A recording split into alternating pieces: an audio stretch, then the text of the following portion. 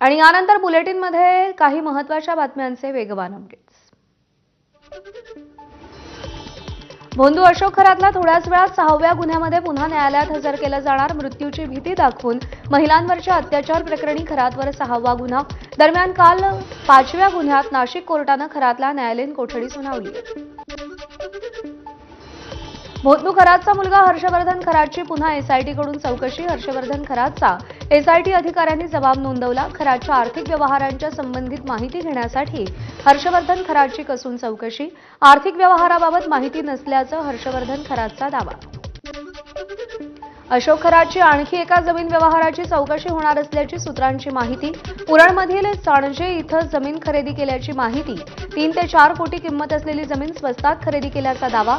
खरात कोठडीत असताना फेरफार मंजूर झाल्याची माहिती। अशोक